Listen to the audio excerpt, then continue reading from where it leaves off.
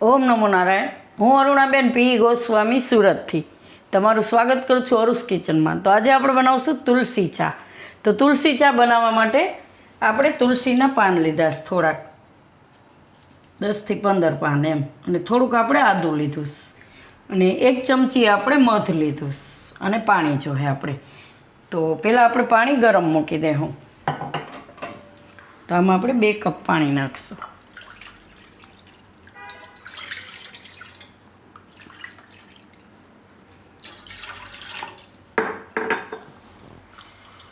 થોડુંક ઓછું હતું, આને આપણે ગરમ કરશું. તો પાણીને એકદમ આપણે ઉકળવા દેવું. તો પાણી ઉકળે ત્યાં સુધીમાં આપણે આદુને છીણી નાખીશું. તે છાલ આપણે કાઢી નાખીશ. તો પાણી આપણું ઉકળી ગયું છે અને આદું આપણે છીણી લીધું છે. તો આદું આપણે આ પાણીમાં નાખી દેવું.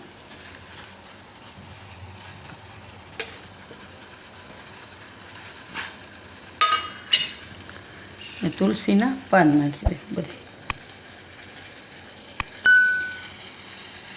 1-2 રાખશું ઉપર હતી, બાકી એમાં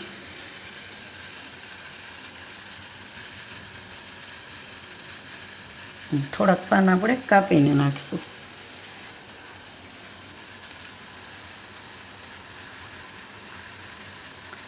તો આને હજી આપણે ઉકળવા દેવું એકદમ 3 થી 4 મિનિટ માટે.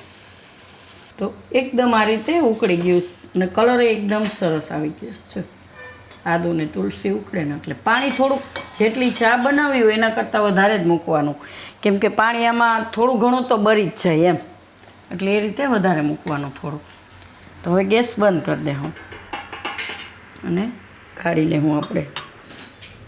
તો આપણે આ કપ લીધો છે એમાં આપણે મધ નાખી દેવું.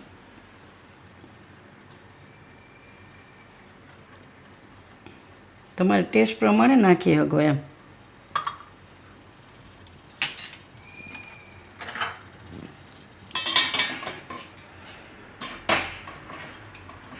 તો આને આપણે કપમાં ગાળી લેવું. ના, હેલ્થ માટે બહુ સારી ચા. કોઈ શરદી કફ કે એવું થયું હોય તોય બહુ સારી એમ. ને જે લોકો દૂધવાળી ચા ન પીતા હોય એના માટે બેસ્ટ. તો આ રીતે મિક્સ કરી લેવું.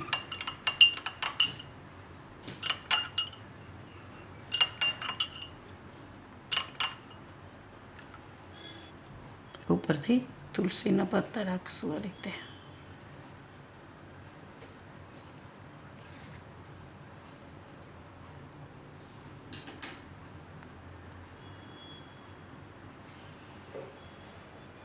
તો તૈયાર છે આપણી તુલસીની ચા. તો જો તમને મારી આ રેસીપી કે વિડીયો પસંદ આવ્યો હોય તો એને લાઈક કરજો, શેર કરજો અને મારી ચેનલને સબસ્ક્રાઈબ કરજો. અને બેલ આઇકન દબાવવાનું ના ભૂલતા. કમેન્ટ કરીને કહેજો કે તમને કેવી લાગી આ તુલસીની ચા.